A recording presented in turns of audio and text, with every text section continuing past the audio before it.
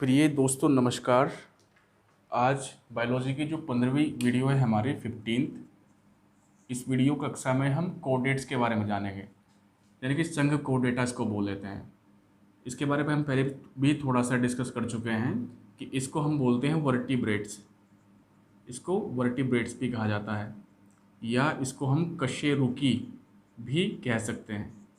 कशेरुकी का मतलब क्या होता है कि ऐसे प्राणी जिनके पास में क्या होती है, बोन्स होती हैं, यानी कि अस्थियां होगी। और अगर अस्थियां हैं तो साथ साथ में हम कह सकते हैं कि अस्थियों से बना हुआ एक स्ट्रक्चर होता है पूरा का पूरा, इसको स्केलेटल कहते हैं।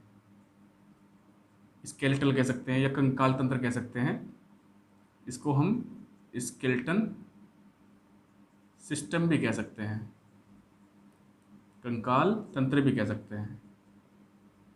तो ऐसे सभी प्राणी जो आएंगे किसमें, कोऑर्डिनेटा में आएंगे या कशेरुकी वाले हिस्से में आएंगे, उसको हम क्या कहेंगे, उसको हम कहते हैं फाइलम कोऑर्डिनेट्स या फाइलम वर्टिब्रेट्स, यानी कि कशेरुकी संघ।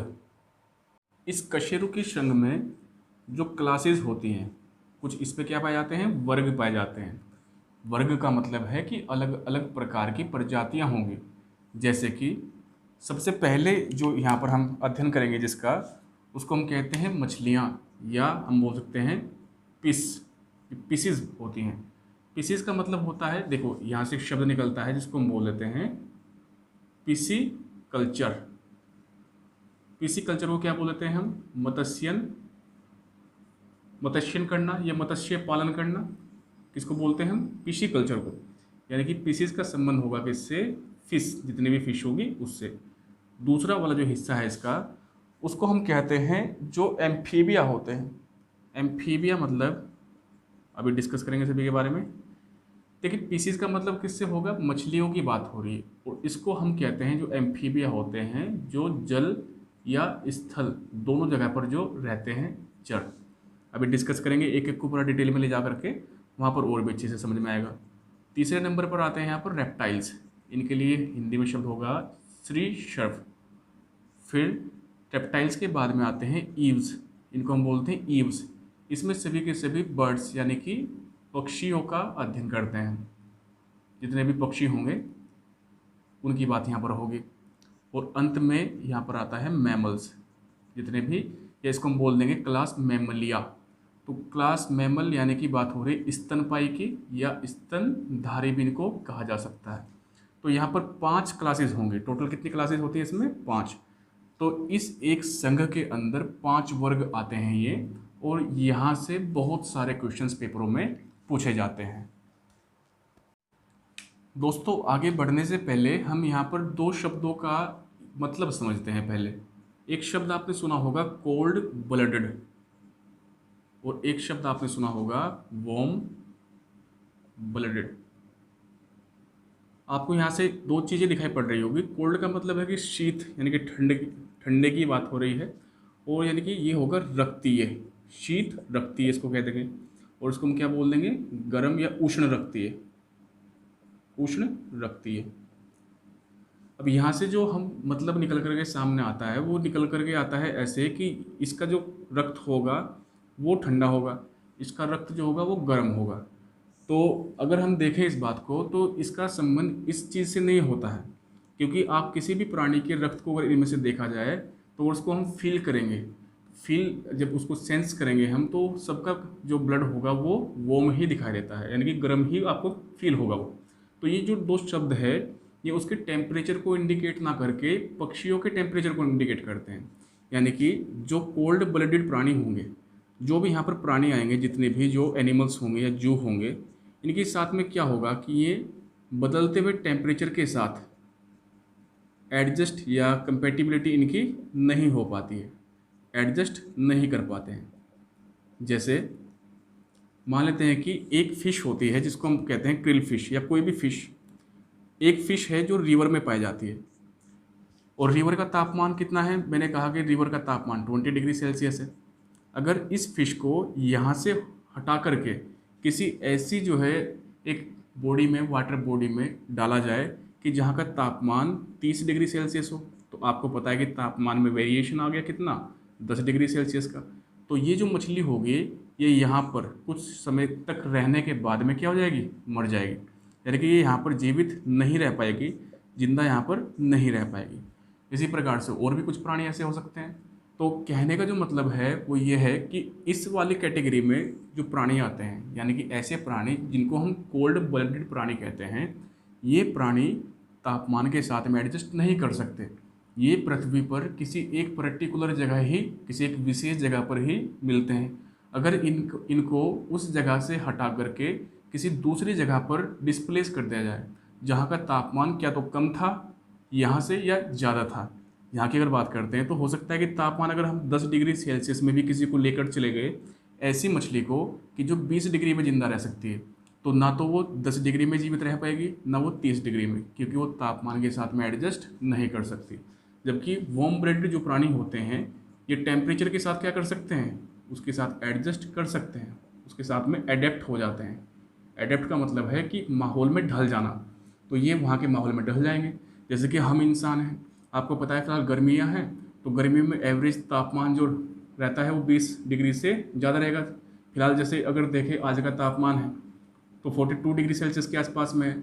सर्दियों में तापमान कभी कभी 0 डिग्री सेल्सियस हो जाता है, 0 भी हो जाता है, 4 डिग्री सेल्सियस हो जाता है। तो जब हम एक औसत निकालते हैं इनका तो 20 से 25 डिग्री सेल्सियस के आसपास में रहता है। तो इंसान क्या है कि वो 42 डिग्री में भी जीवित रह सकता है, वो 0 डिग्री में भी रह सकता है जीवित, और यहाँ तक कि कुछ हद तक -10 डिग्री सेल्सियस, -15 डिग्री सेल्सियस में भी वो जीवित रह सकता है। जैसे अंटार्कटिका में कुछ लोग यहाँ से जाते हैं तो वहाँ पर एडजस्ट कर पाते हैं, भले ही उन्हें थोड़े बहुत कपड़ों की आवश्यकता पड़ती है। जैसे कुछ है, जैसे एक जनजाति होती है जिसको कहते हैं एस्किमो। एस्किमो नाम की जनजाति उत्तरी ध्रुव के आसपास में पाई जाती है। उत्तरी ध्रुव में जैसे कि स्कैंडिनेविया जो कंट्रीज़ है, जैसे नॉर्वे, स्वीडन, फिनलैंड या कनाडा, ये ऐसी जगह पर, या साइबेरिया, ऐसी जगह पर ये जीवित रह सकते हैं, जबकि ये भी इंसान ही है। तो इंसान यहाँ पर भी इतने ठंडे में भी जो जीवित है, और अफ्रीका की भयानक गर्मी में भी क्या है, जीवित है।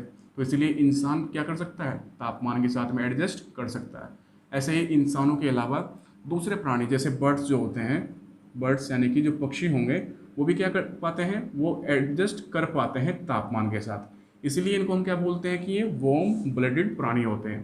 तो आपको बेसिक डिफरेंस पता चल गया होगा। कोल्ड ब्लडेड ऐसे होंगे जो तापमान के साथ एडजस्ट नहीं कर पाएंगे, जबकि वार्म ब्लडेड ऐसे होते हैं जो तापमान के साथ में एडजस्ट कर सकते हैं।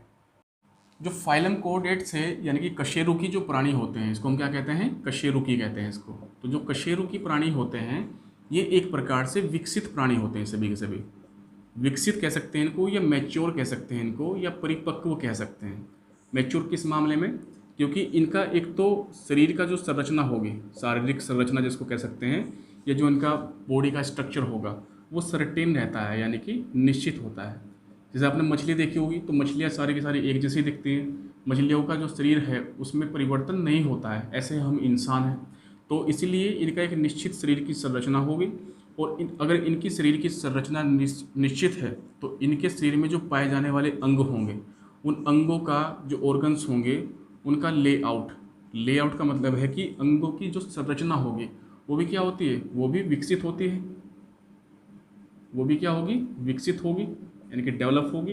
तो ये जो प्राणी होते हैं, ये सभी के सभी प्राणी जो पृथ्वी पर पाए जाते हैं उनमें क्या होंगे, ये सबसे ज़्यादा मैच्योर होते हैं, सबसे ज़्यादा परिपक्व होते हैं, या सबसे ज़्यादा विकसित होते हैं। बात करते हैं अगर पहले प्राणी की, जो इस कैटेगरी में आएगा, इस क्लास में आएगा, फाइलम कोऑर्डिनेट्स की जो पहले वाली क्लास में आएगा, उसको हम बोलते हैं जो पीसीज होती हैं। पीसीज मतलब जो मछलियाँ होती हैं। बात किसकी हो रही है, मछलियों की। तो इनकी क्या क्या खास बातें होती हैं, इनको थोड़ा जान लेते हैं, जो पेपर में क्वेश्चन पूछे जाते हैं। मछलियाँ हैं तो ये बताने की आपको आवश्यकता नहीं है कि ये कैसे होंगे, एक्वाटिक एनिमल होंगे, यानी कि जलीय जीव होंगे। मछलियाँ कहाँ पर पाई जाती हैं, जल में पाई जाती हैं, ठीक है। दूसरी जो बात है इम्पोर्टेंट, वो क्या है कि जो जल में पाया जाता है प्राणी, वो रेस्पिरेशन कहाँ से करेगा, आपको पता है कि रेस्पिरेशन करता है वो किससे, गिल्स से, यानी कि गलफड़ों से। यानी कि ऐसे प्राणी श्वसन करते हैं अपने गलफड़ों के माध्यम से। तो जैसे आपने देखा होगा मछलियों के क्या होते हैं, गलफड़े होते हैं। जबकि जो बाहर लैंड पर रह रहे हैं, यानी कि स्थल वाले एरिया पर रह रहे हैं, जैसे कि हम इंसान ज़मीन पर रहते हैं, तो हमें गिल्स की आवश्यकता नहीं पड़ती है। बात करते हैं अगर एक्सक्रीशन की। एक्सक्रीशन का मतलब क्या होता है? उत्सर्जन। तो जो उत्सर्जन होगा अब इन प्राणियों में सभी में, जो कि यहाँ कोऑर्डिनेट्स में आ रहे हैं, तो उनके पास में परिपक्व रूप से क्या होती है? किडनी होती है, जिसको हम वृक्क कहते हैं, जिसको हम वृक्क कहते हैं। तो ये सभी प्राणी अपना जो रेस्पिरेशन करते हैं वो करेंगे गिल्स के माध्यम से। जो एक्सक्रीशन करेंगे, उत्सर्जन, वो मुख्यतः किससे करेंगे? किडनी के माध्यम से करते हैं। तो एक खास बात इनकी ये होती है। दूसरी अगर हम बात करें, इनके शरीर में जो हार्ट होता है, इनका जो हार्ट होता है, हार्ट मतलब जो इनका हृदय होगा, दिल होगा जो इनका, उसमें कितने चैम्बर होते हैं? उसमें 2 चैम्बर्स होते हैं, यानी कि 2 चैम्बर्ड हार्ट होता है इनका। यानी कि इनके हृदय में 2 कोष्ठक होते हैं। जैसे कि हम इंसान हैं, हमारे हृदय में 4 कोष्ठक होते हैं, इनके में कितने होंगे? 2 होंगे। 2 में भी कौन कौन से? जो ऊपर वाला पोर्शन होता है उसको हम बोलते हैं ओरिकल।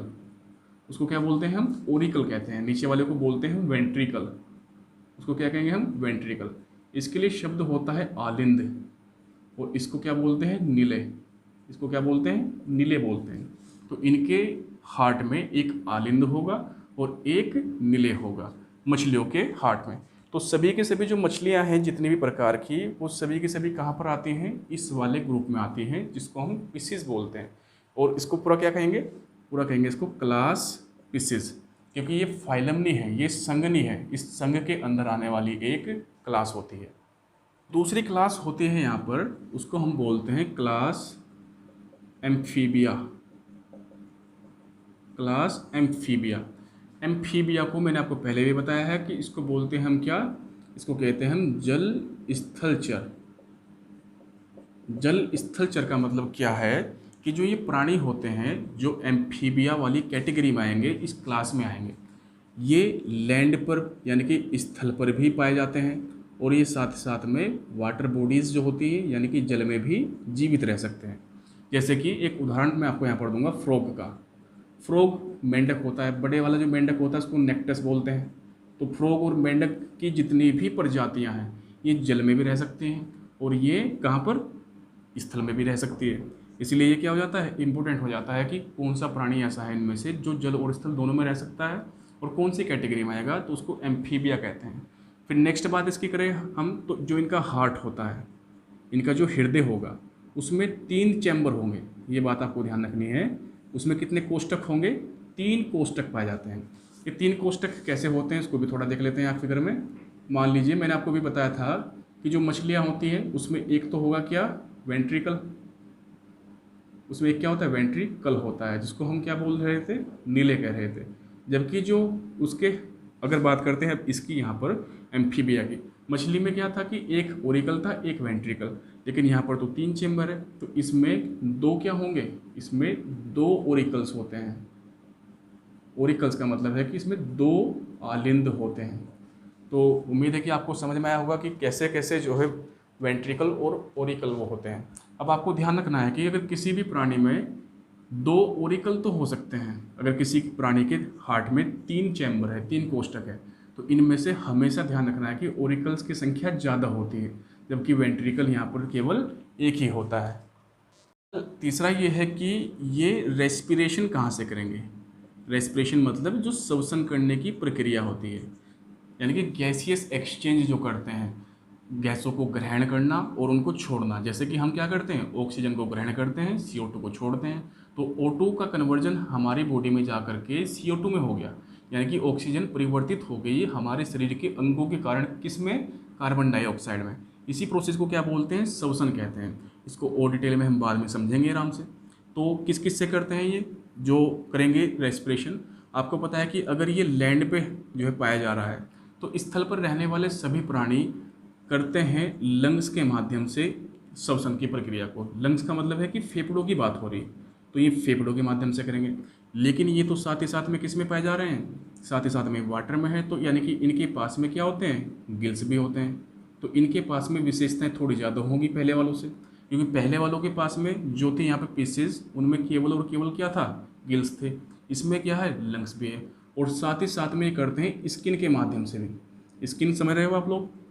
त्वचा की बात हो रही है, स्किन की। जैसे कि इनकी स्किन जो होती है, जो त्वचा होती है, उससे भी ये जो गैसेस होती हैं उसको ग्रहण भी करते हैं और उसको छोड़ते भी हैं। तो इसके जो उदाहरण बैठेंगे, जैसे फ्रॉग हुआ, नेक्टस हुआ, टोड होता है, ये सभी के सभी मेंढक की ही प्रजातियाँ होती है अलग अलग। तो ये सारे प्राणी जो मेंढक वाली कैटेगरी के होंगे, ये सब के सब कहाँ पर पाए जाते हैं? संघ एम्फीबिया में पाए जाते हैं। तो एक बार फिर से आपको याद करा दूं कि ये 10वें नंबर का फाइलम है, 10वां संघ है। इससे पहले हम 9 ऑलरेडी पढ़ चुके हैं, ये कौन सा है? 10वां है, और उसके बारे में इससे पहले वीडियो में डिटेल में मैंने बताया भी है आपको। तो इस वाले में जो फाइलम है उसका जो तीसरे नंबर की क्लास होगी, उस क्लास को हम कहते हैं रेप्टाइल्स, क्लास रेप्टाइल्स, यानी कि सरीसृप वर्ग इसको कहते हैं। यानी कि ऐसे प्राणी जो कैसे लगते हैं दिखने में? सृप के जैसे, यानी कि सांप के जैसे लगते हैं। तो आप यहाँ से समझ भी पा रहे होंगे कि सरीसृप आ गए यहाँ पर, तो कहीं ना कहीं बात हो रही स्नेक की, सांप की। तो स्नेक के जैसे दिखने वाले सभी प्राणी किस में आएंगे? सारे के सारे रेप्टाइल्स में आएंगे। इसके बारे में कुछ बातें करते हैं। आपको पता है कि जो अधिकांश जो रेप्टाइल्स होते हैं इनको हम एक प्रकार से बोलते हैं क्राउलिंग एनिमल्स। क्राउलिंग एनिमल्स इनको कहते हैं। क्राउलिंग का मतलब है कि ये रेंगने वाले प्राणी होते हैं, रेंगने वाले प्राणी होते हैं। दूसरी बात आपको जो यहाँ पर ध्यान रखने की है वो ये है कि ये प्राणी केवल और केवल मांसाहारी होते हैं। कैसे होते हैं? मांसाहारी होते हैं। इसको बोलते हैं हम कार्निवोरस। कैसे होते हैं ये? सिर्फ और सिर्फ मांसाहारी, यानी कि ये केवल मांस ही खा करके जीवित रह सकते हैं। तो क्राउलिंग एनिमल्स तो बहुत सारे हैं। बहुत सारे का मतलब है कि जो रैंग करके चलते हैं। तो रैंग करके कौन कौन से प्राणी चलते हैं? आप सभी जानते हैं कि एक तो जैसे एग्जाम्पल में हमने स्नेक तो देख लिया, सांप तो है ही है यहाँ पर। उसके अलावा जो होती लिजार्ड्स, लिजार्ड्स मतलब छिपकलियाँ जितनी भी होंगी वो भी सभी की सभी कहाँ पर आएंगी? इसी वाले कैटेगरी में आएंगी। एक होता है टर्टल। टर्टल की बहुत सारी कैटेगरी होती है, जो कछुए की बहुत सारी प्रजातियाँ होती है, वो सभी की सभी किस में आएंगी? वो भी आपके इसी वाले हिस्से में आएंगी। और क्राउलिंग करता है, जैसे लिजार्ड का ही एक बड़ा रूप होता है, उसको बोलते हैं हम क्रोकोडाइल। क्रोकोडाइल मतलब मगरमच्छ। इसको क्या बोलते हैं? मगरमच्छ कहते हैं। क्रोकोडाइल से थोड़ा छोटा होता है जिसको बोलते हैं हम एलिगेटर। एलिगेटर भी मगरमच्छ को ही कहते हैं हम। मगरमच्छ की एक प्रजाति होती है, छोटे छोटे मगरमच्छ होते हैं, उनको बोलते हैं। और आपने कुछ देखी होंगी, उनको बोलते हैं जैसे एक होता है हेलोडर्मा। हेलोडर्मा, हेलोडर्मा, इसका नाम हिंदी में भी एलोडर्मा ही आपको लिखना है। कि ये जिसको आपने देखा होगा, एक बड़ी सी छिपकली होती है जो लंबी सी जीभ निकालती है, जिसको देसी भाषा में सबसीरनी भी कह देते हैं या गो कह देते हैं, ये उसकी प्रजाति होती है। ये बड़ी वाली छिपकलियाँ होती हैं। तो ये सभी के सभी प्राणी जितने भी हैं, ये सभी के सभी प्राणी रेंगने वाले प्राणी होते हैं, और इसीलिए ये क्लास रेप्टाइल्स में आते हैं। यहाँ पर आप एक उदाहरण और भी दे सकते हो, डायनासोर्स। जितने भी डायनासोर्स होंगे सभी के सभी किस में आएंगे? इसी में ही आएंगे। डायनासोर से एक बात और भी याद आई कि आपने डायनासोर से जुड़ा हुआ शब्द सुना होगा, जुरासिक। जो जुरासिक शब्द है ये, इसका मतलब क्या है? दरअसल एक स्विट्जरलैंड में एक माउंटेन है जिसका नाम है जूरा माउंटेन। जूरा पर्वत है, कहाँ पर है ये? स्विट्जरलैंड में है। और वहाँ से पहली बार डायनासोर के फॉसिल्स पाए गए थे। फॉसिल्स का मतलब है जीवाश्म।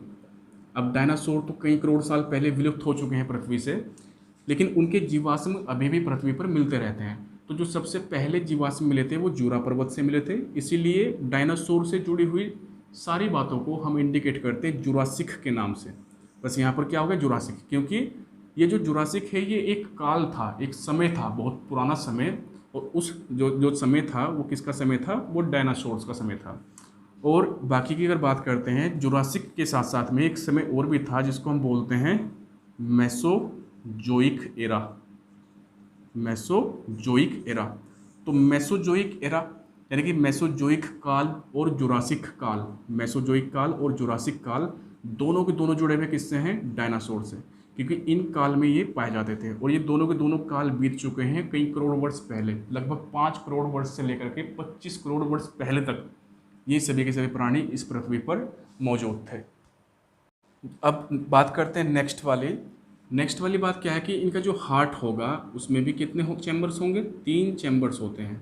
तो इनका 3 चैम्बर्ड हार्ट होगा, यानी कि 3 कोष्ठक वाला हृदय होता है। और 3 कोष्ठक का हृदय है तो आपको पता है कि उसमें ओरिकल यानी कि आलिंद की संख्या कितनी होगी, 2 होगी, जबकि वेंट्रिकल की संख्या कितनी होगी, वो सिर्फ 1 होगी, जिसको हम नीले कहते हैं हिंदी में। तो ये बात भी आपको यहाँ पर ध्यान रखनी है।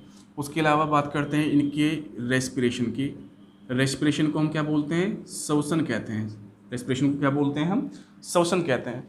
तो आपको पता है कि ये सभी के सभी प्राणी जो होते हैं रेप्टाइल्स वाले, ये लैंड पर पाए जाते हैं, यानी कि स्थल पर पाए जाते हैं। और अगर स्थल पर पाए जा रहे हैं तो ये श्वास लेने और श्वास को छोड़ने की प्रक्रिया कहाँ से करेंगे, अपने लंग्स के माध्यम से। यानी कि इनके पास में भी क्या होते हैं, फेफड़े होते हैं। तो अधिकांश 99% के आसपास में जितने भी प्राणी होंगे इस वाली कैटेगरी में, वो अपना श्वसन फेफड़ों के माध्यम से करते हैं। जबकि एक्सक्रीशन की अगर बात करें हम, एक्सक्रीशन का मतलब है उत्सर्जन, तो उत्सर्जन ये कहाँ से करते हैं, उत्सर्जन करते हैं ये अपनी किडनी के माध्यम से। इनमें भी क्या होती है, किडनी होती है, वृक्क पाया जाता है, उसके माध्यम से करते हैं। कुछ जो मैं आपको बताया कि 99% के आसपास में लंग्स से करते हैं, लेकिन लंग्स के साथ साथ में ये अपनी त्वचा से भी रेस्पिरेशन करते हैं, गैसियस एक्सचेंज करते हैं।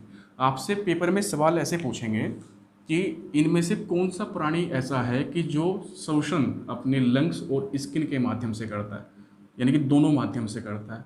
तो जाहिर सी बात है कि यहाँ पर आने वाले जितने भी उदाहरण होंगे आप उनके बारे में वहाँ पर डिस्कस जरूर कर लोगे। क्लास नंबर जो 4 है यहाँ पर, वो है किसकी, ईव्स की। इनको क्या बोलते हैं हम, ईव्स। इसको कहेंगे हम क्लास ईव्स। और आपको पता है कि ये किससे संबंधित है, बर्ड्स से संबंधित है, यानी कि पक्षियों से संबंधित है ये। तो जितने भी पक्षी होंगे वो सभी के सभी क्लास ईव्स में आएंगे। इनकी क्या क्या खास बात होती है, इनकी सबसे पहली और इम्पोर्टेंट खास बात होगी कि ये टेट्रापोड्स होते हैं। टेट्रापोड्स, टेट्रापोड्स का मतलब होगा चतुष्पाद प्राणी होंगे, चतुष्पादीय प्राणी होंगे। इसका मतलब क्या होगा कि इनके 4 पैर होंगे, बस कुल मिलाकर के 4 लेग्स होती हैं इनकी। इनके कितने पैर होते हैं, 4 पैर। लेकिन जो इनके 4 लेग्स होती हैं, 4 लेग्स का मतलब है आगे के जो पैर होते हैं, आगे के पैर जो होंगे इनके, वो क्या होते हैं, वो कन्वर्टेड होते हैं। कन्वर्टेड का मतलब होगा परिवर्तित होंगे किसमें, विंग्स में। विंग्स मतलब पंखों में। यानी कि इनके जो पंख होते हैं दरअसल वो इनके आगे के पैर होते हैं। जैसे हम इंसानों ने अपने आगे वाले पैरों का इस्तेमाल करना शुरू कर दिया किसी और पर्पस के लिए, इसलिए अब हम इनको हाथ कहने लगे। जबकि प्राचीन समय में जब इंसानों का इवोल्यूशन हुआ तो वो चारों पैरों पर चलते थे, तो पहले उनके हाथ ना होकर के चारों को पैर माना जाता था। लेकिन अब धीरे धीरे विकास हुआ इंसानों का हजारों लाखों सालों में, तो अब इंसान अपने सामने वाले इन वाले पैरों का इस्तेमाल दूसरे पर्पस में करने लगा, इसलिए इनको हम हाथ कहने लगे। तो उम्मीद है कि आपको समझ में आया होगा ये बातें भी। यहाँ पर ये जो प्राणी होते हैं ये रेस्पिरेशन कहाँ से करेंगे, आप बार बार देख रहे होंगे एक शब्द यहाँ पर, रेस्पिरेशन और एक्सक्रेशन, यानी कि श्वसन और उत्सर्जन। ये 2 शब्द बार बार यहाँ पर आ रहे हैं। ये इसलिए आ रहे हैं यहाँ पर क्योंकि ये बहुत बार पेपरों में बार बार यही पूछा जाता है। तो जो ये रेस्पिरेशन का प्रोसेस करेंगे, आपको पता है कि बर्ड्स है, तो बर्ड्स कहाँ पर पाए जाते हैं, लैंड एरिया में, यानी कि स्थल पर। स्थल का मतलब है, आप ये मत कहना कि पेड़ पर होते हैं तो वह पेड़ भी कहाँ पर होगा, वो भी स्थल पर ही होगा। इसलिए ये अपने लंग्स यानी कि जो फेफड़े होंगे उनके माध्यम से श्वास का आदान प्रदान करते हैं, गैसों का आदान प्रदान करते हैं, या गैसियस एक्सचेंज करते हैं, जिसको हम श्वसन कहते हैं। और बाकी बात करें अगर उत्सर्जन की, तो उत्सर्जन करने के लिए इनके पास में क्या होता है, किडनी होती है, जिसको हम वृक्क कहते हैं। तो प्रमुख रूप से ये वृक्क से करते हैं। बाकी और भी डिटेल में हम जाएंगे जब हम पढ़ेंगे ह्यूमन फिजियोलॉजी के बारे में, जब हम मानव के बारे में पढ़ना प्रारंभ कर देंगे तो इस बात को वहाँ से समझेंगे। बेसिक फैक्ट भी मैं आपको बता देना चाहूँगा कि जैसे पक्षियों में सबसे बड़ा पक्षी ऑस्ट्रिच होता है, यानी कि शुतुरमुर्ग होता है, और सबसे छोटा हमिंग बर्ड होता है। सबसे तेज़ उड़ने वाला जो है एनविल फाल्कन होता है, यानी कि बाज की एक प्रजाति होती है जो सबसे तेज़ उड़ सकता है। और जो उड़ नहीं सकते, जैसे शुतुरमुर्ग नहीं उड़ सकता, ऐसे कीवी होता है, एमस होता है और ऑस्ट्रिच। चलो मैं लिख ही देता हूँ ताकि आपको याद रहे। ये सारे पक्षी ऐसे होते हैं कि जो फ्लाइट लेस होते हैं। फ्लाइट लेस का मतलब हम कह सकते हैं कि ये उड़ नहीं सकते ये प्राणी। और ये ऑस्ट्रिच तो सबसे क्या होता है, सबसे बड़ा होता है। जबकि अगर हम बात करते हैं हमिंग बर्ड की, तो हमिंग बर्ड एक छोटी सी चिड़िया होती है, बहुत ही छोटी सी, और बहुत तेज़ी के साथ में ये उड़ती भी रहती है, फुदकती सी रहती है, ये कुल मिलाकर के ऐसा है। तो हमिंग बर्ड क्या है, स्मॉलेस्ट बर्ड है। तो ये यहाँ पर सभी के सभी बर्ड्स के बारे में हमने यहाँ पर देख लिया। और एक होता है एनेविल, एनेविल फाल्कन। आपको अगर एनेविल भी याद ना रहे तो फाल्कन याद रखना, क्योंकि फाल्कन का मतलब होता है बाज से, बाज। तो ये जो होता है इसको बोल सकते हैं हम कि ये फास्टेस्ट फ्लाइंग बर्ड होता है। फास्टेस्ट फ्लाइंग बर्ड का मतलब है कि सबसे तेज गति से उड़ने वाला पक्षी। क्लास नंबर 5 है यहाँ पर, नेक्स्ट वाली क्लास, उसको हम बोलते हैं क्लास मैमलिया या स्तनधारी। ये जो स्तनधारी है ये उपरोक्त में से सभी में सबसे ज़्यादा क्या है, सबसे ज़्यादा इंपॉर्टेंट होता है। तो इसलिए इसको अच्छी तरीके से ध्यान रखना आपको, क्योंकि ये क्या होगा, इसको हम कह सकते हैं कि ये सबसे ज़्यादा विकसित प्राणी होता है। इस पृथ्वी पर पाए जाने वाले जितने भी डेवलप प्राणी हैं वो सभी के सभी क्या होते हैं, मैमल्स होते हैं। सभी के सभी क्या होते हैं, मैमल्स, यानी कि स्तनधारी होते हैं। स्तनधारी से जो शब्द से एक मीनिंग निकलता है वो होता है कि ये प्राणी स्तनपान कराते हैं, यानी कि जो बच्चे होंगे इनके उनको मिल्क फीडिंग कराते हैं। इनको हम मिल्क फीडिंग एनिमल कह सकते हैं, स्तनपान कराने वाले प्राणी इनको कहा जा सकता है। अब देखो एक बात और ध्यान रखनी है कि कुछ अपवाद भी होते हैं इन चीज़ों के। हम किसी भी क्लास में जब किसी भी स्पीसीज़ को रखते हैं, किसी भी प्रजाति को रखते हैं वहाँ पर, तो हम देखते हैं कि इसमें मान लीजिए हमने 10 प्रजातियों को रख लिया, तो हम देखेंगे कि 10 प्रजातियों की 80% विशेषताएं आपस में मैच कर रही हैं, आपस में समान हैं, इसलिए हम सब ने उनको यहाँ पर रख लिया। लेकिन कुछ प्राणी ऐसे होते हैं कि जो उनकी विशिष्टता होती है कुछ अलग से, 10% या 5% के आसपास में जो असमान होगी, तो हम देखते हैं कि ज़्यादा क्या है इनमें समानताएं, और ज़्यादा समानताएं होने के कारण ही हम उनको यहाँ पर रखते हैं। जैसे मैं आपको एक एग्जांपल देता हूँ यहाँ पर, या एक्सेप्शन इसको कहेंगे हम, अपवाद कहेंगे। अपवाद क्या है कि जैसे कि आपने सुना होगा नाम डॉल्फिन का, आपने डॉल्फिन का नाम सुना होगा, और आपने नाम सुना होगा जो व्हेल की प्रजाति होती है, व्हेल, खास करके जो ब्लू व्हेल होती है। देखिए आपको ध्यान रखना है कि मछली होती है दोनों की दोनों, दोनों समुद्र में पाई जाती है तो ये मछली, लेकिन फिर भी ये किस में आ रही है, मैमल में आ रही है। मैमल में क्यों आ रही है ये, क्योंकि ये क्या करती हैं, इनकी कुछ विशेषताएं मिलती है जो मैमल्स के साथ में होती है। ये डायरेक्टली बच्चों को जन्म देती है, ना कि अंडों को। पिछले वाली प्रजातियाँ क्या करती थी, वो लेज करती थी किसको, एग्स को। तो पिछले वाली अंडे को जो है जनती थी, जबकि ये डायरेक्टली जो बच्चे होते हैं, छोटी छोटी मछलियाँ होती हैं, उनको जन्म देते हैं। इसलिए इनकी जो ये क्वालिटी है, ये कैसी क्वालिटी है, जैसे कि मैमल्स में होती है। हालांकि मैमल में भी कुछ प्राणी ऐसे होते हैं कि जो अंडे भी देते हैं और जो डायरेक्टली बच्चों को भी जन्म देते हैं, उनके बारे में हम वहाँ पर डिस्कस करेंगे। व्हेल में बहुत सारी प्रजाति होती है, जैसे टाइगर व्हेल होती है एक, जैसे टाइगर शार्क होती है, जैसे टाइगर व्हेल भी होती है। एक होती है हैमर हेड व्हेल, जिसका सर काफ़ी बड़ा सा होता है। तो व्हेल में कई सारी प्रजातियाँ होती है, सभी की सभी व्हेल मछलियाँ जितनी भी होंगी वो किस कैटेगरी में आती है, वो स्तनधारी में आती है। और इनमें भी सबसे प्रमुख कौन सी होती है, ब्लू व्हेल, क्योंकि ब्लू व्हेल हमारी पृथ्वी पर पाया जाने वाला बिगेस्ट एनिमल है। बिगेस्ट एनिमल क्यों है, क्योंकि ये सबसे क्या है, इसका शरीर सबसे बड़ा होता है। ये कई सारे हाथियों के बराबर का होता है एक ही प्राणी, जिसको हम ब्लू व्हेल कहते हैं। बात करते हैं इसमें फिर आगे बढ़ते हुए।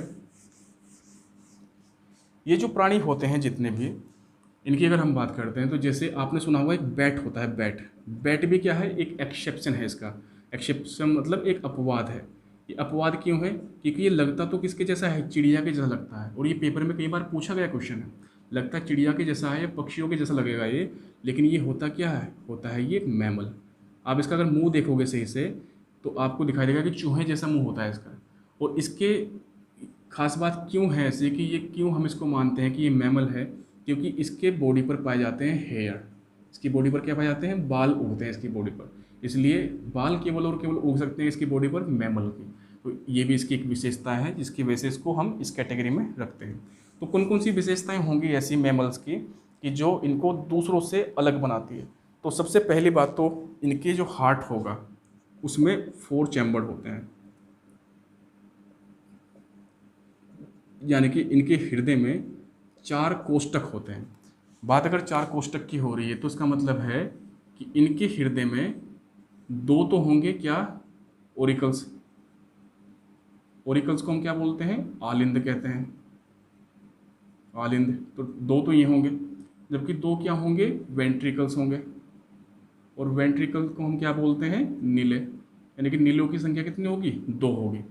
तो इनके शरीर में 4 कोष्ठक पाए जाते हैं, इसलिए जो है ये मैमल कहलाते हैं। उसके अलावा और कौन कौन सी होती है, इनकी बॉडी पर हेयर होते हैं, यानी कि इनकी बॉडी पर बाल होते हैं। कुछ अपवाद हो सकते हैं, जैसे कि मछलियाँ थी जो मैंने आपको बताया, डोल्फिन फिश थी, उसके अलावा जो है व्हेल मछली थी, उनके शरीर पर बाल नहीं होते, लेकिन उनकी दूसरी विशेषताएं मैच करती है किससे, मैमल से। इनकी शरीर में स्वेट ग्लैंड्स होती है। स्वेट ग्लैंड्स का मतलब होता है पसीने वाली ग्रंथि, पसीने वाली ग्रंथियाँ होती हैं। जैसे हम इंसान हैं, हमारी स्किन के नीचे हजारों की संख्या में क्या है, छोटी छोटी सी ग्लैंड्स होती हैं। छोटी छोटी क्या होती है, छोटी छोटी सी ग्रंथियाँ होती है, और इन ग्रंथियों से ही हमारे शरीर का एक्सक्रीटरी पोर्शन निकलता रहता है। एक्सक्रीटरी का मतलब है कि उत्सर्जन होता रहता है, जो हमारे शरीर में एक्सेस मात्रा में होता है। एक्सेस मात्रा में मतलब अगर हमारे शरीर में पानी की मात्रा ज़्यादा हो जाए तो उसको बाहर निकाल देगा, हमारे शरीर में साल्ट की मात्रा यानी कि नमक लवण की मात्रा ज़्यादा हो जाए उसको बाहर जो शरीर से हो जाता है वो। और हमारे शरीर में और जो इंटॉक्सिकेंट्स बनते हैं, विषैले पदार्थ होते हैं, वो भी पसीने के माध्यम से शरीर से बाहर आते रहते हैं। इसलिए जो है ये स्वेट ग्लैंड्स पाई जाती है कहाँ पर, मैमल्स में। और क्या विशेषता होगी इनकी, उसको भी हम यहाँ पर देखेंगे। जैसे इनके शरीर में पाया जाता है ईयर पिन्ना, ईयर पिन्ना, इसको कह देंगे हम कर्ण पल्लव। अब इससे आप थोड़ा सा और अनुमान लगा लोगे, जितने भी प्राणी होंगे आपको दिखाई पड़ेगा सबके कान बाहर की ओर निकले होते हैं। देखिए मैं थोड़ा सा और आसान इसको बनाने का प्रयास करता हूँ। मान लीजिए कि ये एक इंसान का मुंह है, ये एक इंसान का मुंह है, यहाँ पर इस टाइप से मान लेते हैं कोई इंसान है, आपको दिखाई पड़ रहा है ये वाला हिस्सा, इस वाले हिस्से को क्या बोलते हैं हम, कर्ण पल्लव कहते हैं, जो बाहर वाला हिस्सा दिख रहा है। जबकि कान कहाँ पर होता है, कान तो अंदर होता है, कान कहाँ पर होता है, अंदर की तरफ होता है, खोपड़ी के अंदर, स्कल के अंदर होता है, उसको हम ईयर कहते हैं। अब जो ये बाहर की जो ये लेयर होती है इस टाइप की, ये बाहर का कवर सा होता है जो कान होता है हमारा, इसका काम क्या होता है कि ये जो साउंड होगा, यानी कि जो ध्वनि होगी, उस ध्वनि की जो फ्रिक्वेंसी होती है, यानी कि उसकी जो आवृत्ति होती है, उस आवृत्ति को ये बढ़ा देता है। अब जब ये आवृत्ति को बढ़ा देगा तो उससे हमें क्या होता है, जो साउंड होगा वो क्या हो जाएगा, क्लियर हो जाएगा, यानी कि स्पष्ट सुनाई देने लगता है। तो हमारा जो कान है बाहर का, वो क्या करता है, जो बाहरी कान है उसको क्या बोलते हैं, कान का पल्लव, ईयर पिन्ना कहते हैं, वो इसकी फ्रिक्वेंसी को बढ़ाता है, जिससे हमें आवाज़ स्पष्ट सुनाई देने लगती है। और ईयर पिन्ना केवल पाया जा सकता है कहाँ पर, केवल मैमल्स में। आपने कभी सांप के कान नहीं देखे होंगे, कभी किसी चिड़िया के कान नहीं देखे होंगे, मछलियों के कान नहीं देखे होंगे, मेंढक के कान नहीं देखे होंगे। क्यों नहीं देखे, क्योंकि उनके पास में ईयर पिन्ना नहीं होता है, और इसीलिए वो क्या नहीं होते, सभी के सभी मैमल्स नहीं होते। तो आपने भैंस देखी होगी, आपने चीता, टाइगर, घोड़ा, गधा, बिल्ली, कुत्ता, जो भी है आपने देखा होगा, सबके पास में क्या है, कर्णपल्लव है।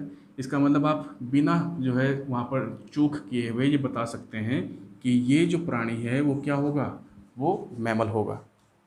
मैमल्स होंगे, मैमल्स होते हैं डाइफाइडोंट्स, इनको हम कहते हैं डाइफाइडोंट्स।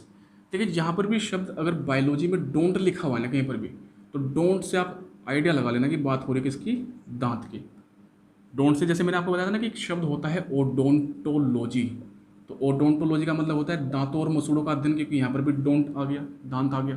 तो ये डोंट है, इसका संबंध है किससे, दांत से। जहाँ पर शब्द होता है डाई, इसका मतलब हो रहा है दो, तो यहाँ पर दो दांत, ये शब्द निकल के आया। इससे जो मीनिंग निकलता है वो क्या होता है कि जीवन में, यानी कि जीवन में एक बार के लाइफ में इनके जो दांत होंगे वो क्या होंगे, दो बार उगेंगे। इनके दो बार जो टीथ होते हैं वो ग्रो करते हैं, दो बार उगते हैं, इसलिए इनको क्या बोलते हैं, डाइफाइडोंट्स कहते हैं। दूसरी जो एक्स्ट्रा बात है इनकी, इनके पास में 4 फीट होते हैं, क्या होते हैं, 4 पैर होंगे, 4 पैर। कुछ इसके जो है एक्सेप्शन भी है, अपवाद है, जैसे कि मछलियों जो मैंने बताई थी डॉल्फिन हुई, या मैंने आपको बताया कि दूसरी जो थी वहाँ पर व्हेल हुई, उसके 4 पैर नहीं होते। हम इंसान हैं, हमारे भी 4 पैर नहीं है, क्योंकि हमारे जो सामने वाले पैर हैं उनका हमने यूज़ करना हाथों के रूप में शुरू कर दिया है। लेकिन अधिकांश प्राणी जितने भी होंगे, भैंस, बिल्ली, गाय, जो भी आपने देखा होगा, वो सभी के सभी के कितने पैर होते हैं, 4। तो इसीलिए जो है मैमल्स के 4 पैर माने जाते हैं। दोस्तों जो ये मैमल होता है, मैमल मैंने आपको पहले भी बताया है कि मैमल्स जितने भी होंगे, यानी कि स्तनधारी जितने भी होंगे, ये सबसे ज़्यादा इम्पोर्टेंट होते हैं क्योंकि सबसे ज़्यादा विकसित भी होते हैं, इसलिए इनमें भी कुछ टाइप्स होते हैं। इनके भी क्या होते हैं, कुछ टाइप्स होंगे, कुछ प्रकार होंगे, और इनके टाइप्स पे डिपेंड करते हैं उनके विकास के ऊपर। किसके ऊपर, उनका डेवलपमेंट कैसे हुआ, उनका इवोल्यूशन कैसे हुआ। जैसे जो सबसे पहला टाइप होगा उसको हम बोलते हैं प्रोटोथेरिया। प्रोटोथेरिया, जहाँ पर शब्द आता है प्रो, तो आपको आइडिया लगाना कि बात हो रही पुरानी, बात किसकी हो रही, पुराने वाले की हो रही। तो प्रोटोथेरिया का मतलब है कि जो सबसे पहले वाले मैमल हैं, जो सबसे पहले वाले मैमल है, इनकी खास बात क्या होती है कि ये अंडे जनते हैं, यानी कि ये क्या करता है, प्रोटोथेरिया लेज एग्स, यानी कि यह अंडे देने वाला मैमल होता है या स्तनधारी होता है। तो ये एक बड़ी इंपॉर्टेंट बात है। इससे पहले के जितने भी प्राणी आपने देखे, सभी के सभी प्राणी क्या करते थे, अंडे देते थे। लेकिन मैमल्स को मैंने आपको बताया था कि ये बच्चों को जन्म देता है, लेकिन मैमल्स में भी एक अपवाद है, और वो अपवाद कौन सा है, प्रोटोथेरिया। क्योंकि प्रोटोथेरिया बच्चों को जन्म ना दे करके अंडों को जन्म देता है, तो ये अंडे को जो जनता है, इसीलिए इसको हमने एक अलग कैटेगरी माना, और इसको पुराने वाला हमने मैमल भी यहाँ पे बोला। इसके कौन कौन से उदाहरण हो सकते हैं, जैसे होता है एक्डीना। ये जो होता है एक्डीना, इसके जैसा ही एक होता है प्लेटिपस। मैं अभी इनके बारे में थोड़ा जिक्र करना चाहूँगा। प्लेटिपस, आप लोग इंटरनेट के माध्यम से दोनों को देख सकते हैं कि ये प्राणी जो होते हैं ना, ये पाए जाते हैं थोड़ा सा रेगिस्तानी वाले एरिया में, थोड़ा डेजर्ट एरिया में। डेजर्ट मतलब जहाँ पर बहुत ज़्यादा गर्मी होती है, जहाँ पर बहुत कम वनस्पति होती है, ऐसे क्षेत्रों में पाए जाते हैं। और स्पेशली पाए जाते हैं दोनों कहाँ पर, ऑस्ट्रेलिया में। तो ऑस्ट्रेलिया में ज़्यादा मात्रा में ये पाए जाते हैं। तो एक्डीना और प्लेटिपस, कई बार पेपर में पूछा गया क्वेश्चन है कि ये किस प्रजाति का हिस्सा है, ये है मैमल।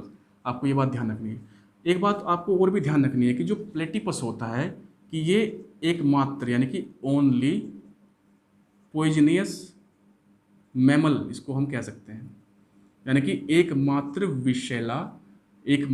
विषैला स्तनधारी होता है। कौन सा, प्लेटिपस। आप इसको अगर हिंदी में लिखना चाहोगे तो ऐसे लिख सकते हैं, प्लेटिपस, ऐसे करके।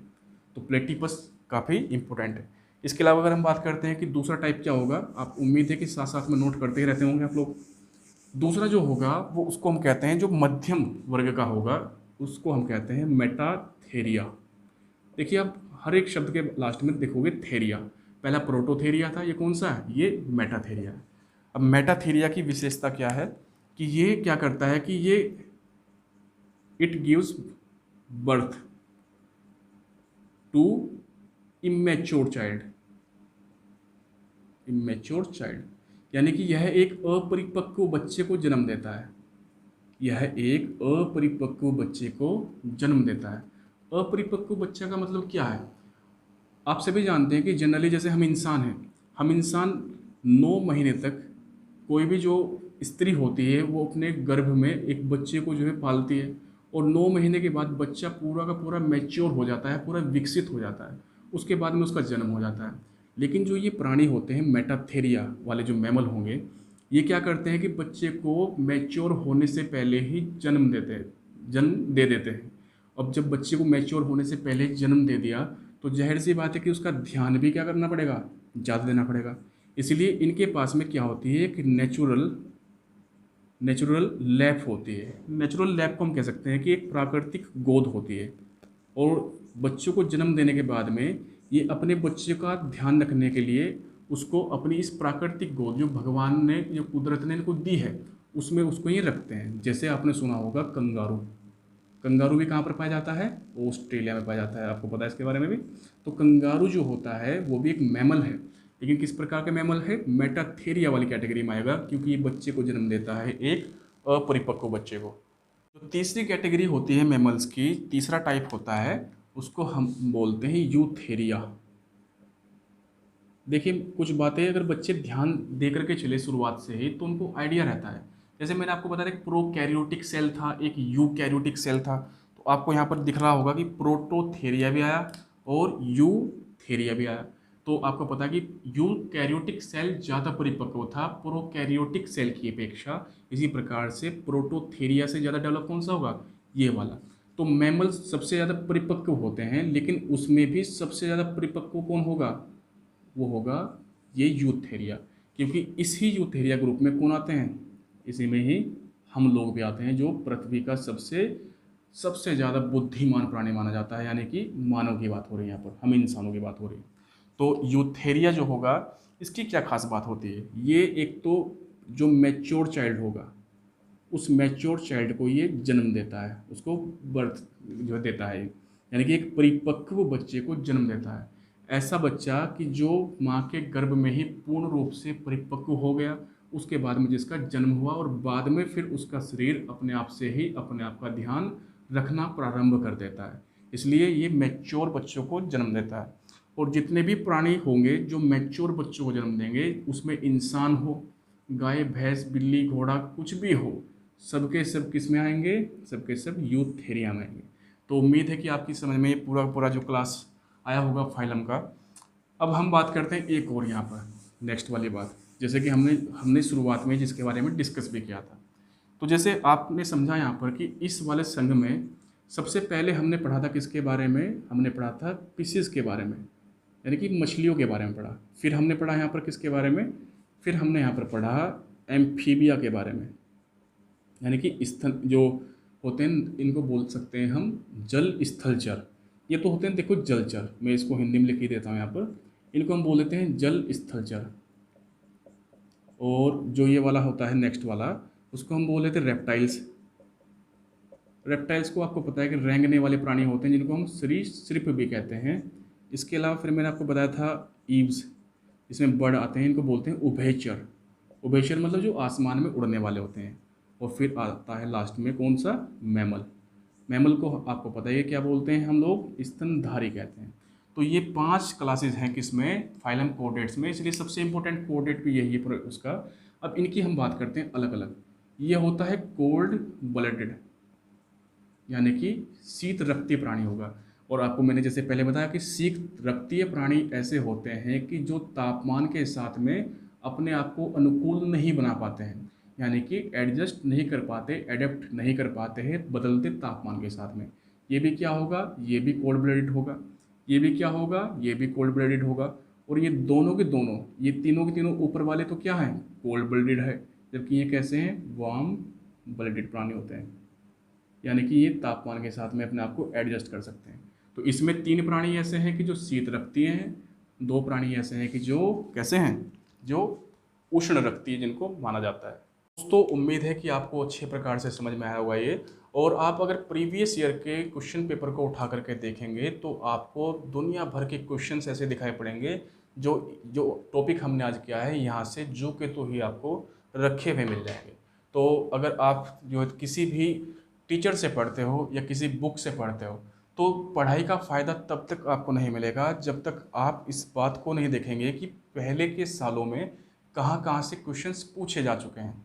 तो आप जो है प्रीवियस ईयर्स के प्रैक्टिस सेट आप खरीद सकते हैं, मार्केट से मिल जाते हैं अलग अलग राइटर्स के, जैसे अरिहंत के बहुत सारे जो प्रैक्टिस सेट आते हैं, और वहाँ पर प्रैक्टिस सेट में आप इन क्वेश्चंस को वहाँ पर देख सकते हैं। मैं आप लोगों को रिकमेंड करना चाहूँगा कि आप एक एसएससी की जो समसामयिक घटना चक्र वाली किताब आती है, घटना चक्र, इसकी जो है जीके का प्रैक्टिस सेट खरीद लेना आप, जीके प्रैक्टिस। और वहाँ पर आपको दुनिया भर के तमाम क्वेश्चंस ऐसे दिखाई देंगे जो प्रीवियस एग्जाम्स में पूछे जा चुके हैं। और मुझे उम्मीद है कि वहाँ से आपको बहुत सारे क्वेश्चंस जो कि तो यहाँ से मिल जाएंगे, लगभग 90% के आसपास आप क्वेश्चंस कर पा रहे होंगे। मेरी बहुत बहुत शुभकामनाएं दोस्तों, नमस्कार।